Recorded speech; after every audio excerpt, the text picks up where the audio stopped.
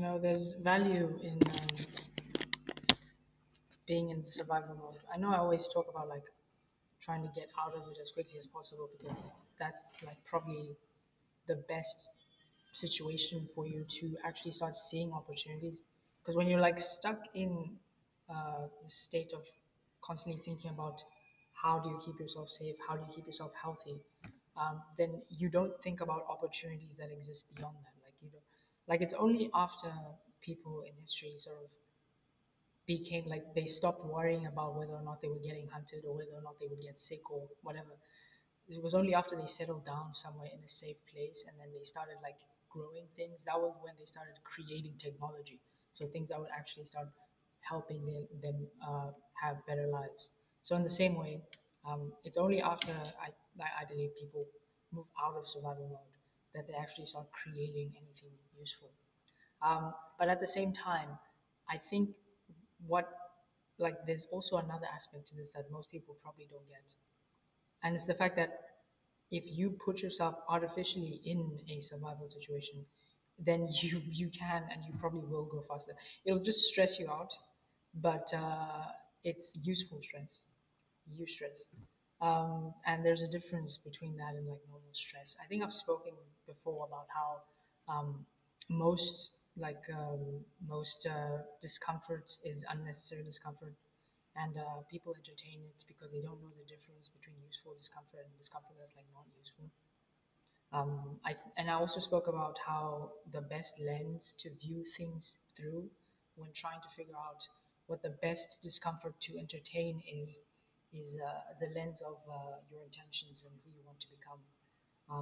So for me, I want to quickly grow into someone who has like a huge impact in my industry of AI and automation. And I feel like the best way to do this is to just put myself in uncomfortable situations while also growing. So the reason I'm doing this is specifically because of my background, right? Because I somehow had it ingrained in me that the world was just lacking in opportunities, and like there was a time in my life where I was okay with just living in a cute little house somewhere, like as long as it was like a nice little house with an internet connection. That was the thing I kept saying to myself. And funnily enough, it's like I keep saying the exact same thing to myself now. But the thing is, I want to live in a house with a good internet connection with a huge amount of land. So getting the land is going to be crazy, but that's exactly why I have to apply myself right now. And I think I can do it. If I didn't think I could do it, I wouldn't be applying myself. And that's exactly the point, right? It all starts with a vision for your future. That vision is not something you go and you pray to. It's something that you just angle towards, and then you understand that it's the fuel that you're going to start burning, right, in your sort of ascension towards who you want to become. You're climbing a hill, and you're going to need a ton of energy.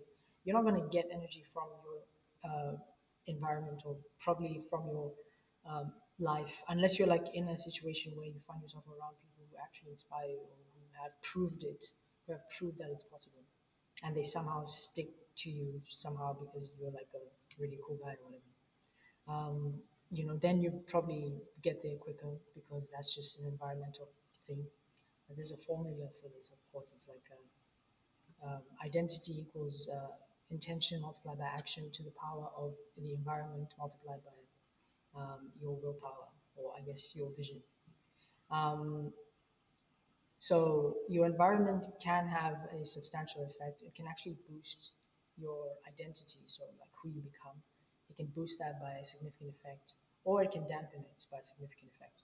So you have to take care of every single environment you find yourself in, whether it's a digital environment, physical environment, social environment. Every single possible environment you could find yourself in, you have to take care and like literally curate every single thing about them.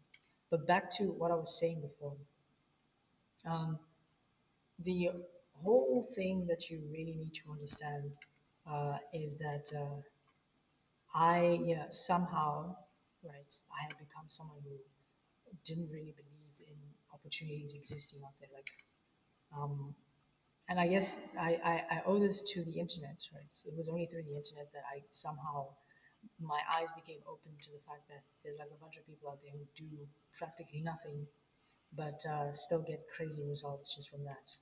And that was part of the reason why I started doing things. And then when I started getting little results, I started doing more of those. And then I hit bottlenecks. I would hit like bottlenecks, and then I would realize that I had to change something, and so I did.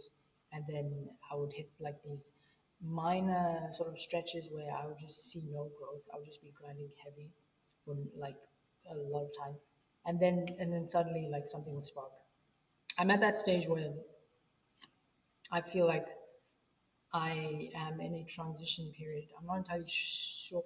This is not like I've never stagnated before, ever since I started living with intention. I think it's just always been on the up and up.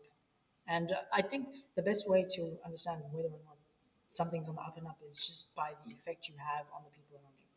So the people around me consider me an inspiration. The people I work with actually genuinely appreciate my work. I bring smiles to people's faces. Like I read comments sometimes and people are like, oh bro, like this is really good, keep going. You know, that shit brings a smile to my face as well. And like there's something that I keep saying is like you have to optimize your life around two things, and that's time and energy. Just saving your time and saving your energy, or gaining as much time and energy as possible. Um, so basically, I think of the impact that I have. The easiest way to see the impact is through cash, of course, but the more intangible way is just to see the smiles of other people, to see the happiness that you bring to other people, and that's like another thing that I actually really enjoy. Um, but more than anything, I think it's also about being happy yourself. Um, And yeah, I think that was actually what happened quite a while ago. Like I looked at my life and I was like, I don't want to be like this. I don't want to, like I could immediately see exactly where I was gonna go and how I was probably gonna end up. And I didn't like it. I didn't like it. So I wanted change, and yeah. And of course, the universe did its thing. It's a lagging indicator. It always lag behind. But as long as you keep the vision and you have faith that your actions will lead you there. There's no way your actions will lead you there. I'm a testament to that. And I think like since I'm gonna keep going unless I die, I'm gonna keep going. Um, it's only a matter of time until I see the results that I actually want to see. There's never been a moment where I didn't believe in myself. Let me just say it like that. There were some moments where I felt like I couldn't handle pressure, but then when the pressure came and I actually lived through it and I'm still here, what's up? You know, it more than anything, it just told me that I could handle a ton of it and I could still come out on the other side stronger than ever and with a better understanding of who I am and who I need to be to actually take on the world, to actually apply myself to becoming the type of person that I need to become to accomplish the goals that I want to accomplish. It really is that simple. I don't even. Um, my story is like it's a bit funnier. Maybe someone will like look back at it in the future and be like, "Damn, like this was actually crazy," because it really was crazy. Yeah, like this, like someone will look back at these videos and be like, "Damn, like this guy was actually insane." Um, but again, yeah, that's something that's in my vision, of course, but maybe someone else wouldn't see it that way. Um, if you're watching this and you're like someone else who didn't believe it, who didn't believe in me, I like to think back to a few months ago where even my own family didn't believe in me. I told my brother I wanted to do automation. He looked at me funny and he was like, "Just go get a job." I would. I told my mom that I was trying to get clients. She looked at me funny. Um, she didn't even understand what the hell that was. She was just more interested in making ends meet. And that was exactly, I guess, that brings us to the point of survival mode as well. Um, Survival mode is useful, right? As it's just when you're in survival mode, your brain and your body are like geared towards just keeping you safe. And you will be able to sort of change yourself in the quickest way possible. I can't even explain it. It's just like your instincts and your ability to react in like the best way possible. I think they just get activated to a crazy degree. And I'll explain it to you according to what I'm doing right now. So I think I've said this before a few times. I've moved to a different city. The city is relatively expensive. When I moved here, I didn't even know how the fuck I was going to do it. Like, because my work with my clients could end at any moment. But I still believed in myself and I still made it happen. And I'm still here after 3 months. So, that says a lot, right? Um, I have this ability to go against the odds, and like it's just you just have to believe in yourself. It really is that simple. But anyway, I was in survival mode for the past 3 months. To an extent, I still am, and that's like this is so crucial to get right. Like I am about to move somewhere in probably 3 weeks, 2 weeks, 2 weeks. I'm about to move somewhere in 2 weeks. I'm gonna go and live at this place with like a higher rent than the place I'm living at right now, and that is going to stress me out like a fuck ton. But I'm doing it on purpose. Why? Because I want to put myself in a situation that stresses me out. Because stress is very, very useful. It like I think I don't know what it is about me, but I generally don't think that I burn out. I've never burnt out. I just like my body. Obviously, like it's just it's just a physical body, so like it lags behind sometimes. It just can't take it anymore, and I just have to sleep, or I have to rest, or I have to eat, or whatever. But I I don't think mentally I ever get tired of just imagining myself overcoming the worst, weakest version I am, because I know what that is. I've seen myself at my lowest. I know what that is, and like anytime I see flashes of that, I get so sick. Um, I want to overcome myself every single time. So me doing this is just overcoming this version of me that could only afford to live in this place. And it's not a testament of like money or anything. It's just I feel like it's only logical. If I move into a place where it's like I'll have more space, um, I'll be freer to do things. Um, Even though freedom is all relative or whatever, but like I will feel like I'm making progress, and that's exactly the thing. Like I might be stressed out, but my physical reality would literally have changed because of my efforts.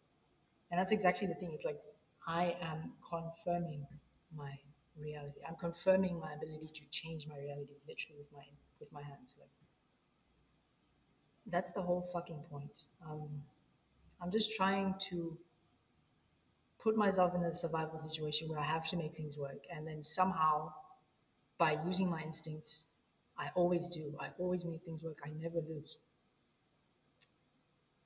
And it's always been like that. And I think as long as I just keep doing this, where I just keep forcing myself into really uncomfortable situations, useful discomfort, by the way, useful, like situations where, you know, I have to be a certain type of person with integrity, with skill, with the ability to see opportunities and then take them on, with the ability to actually achieve his goals. Like I have to be this type of person.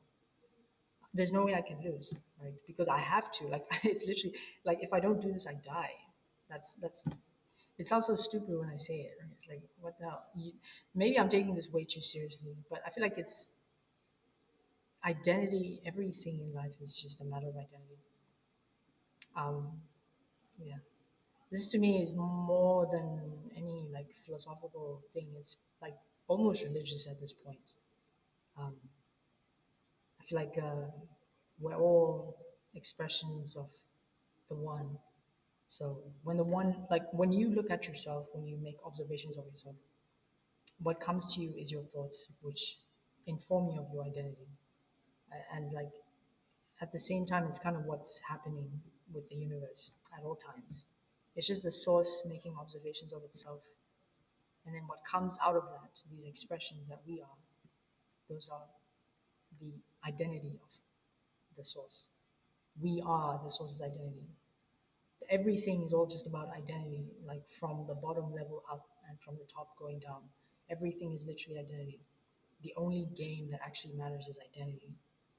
Um, Maybe my little thing, my experiment of mastering myself, is just figuring out the best way, the fastest way to embody the identity that I need to embody so that I get the results that I want to get, which is just being the master of my world, basically.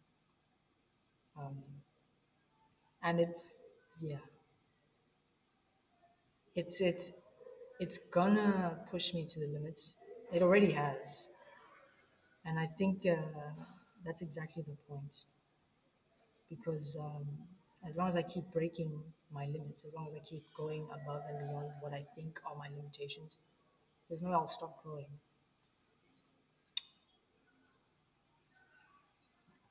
Thank you for watching, and I'll see you next time.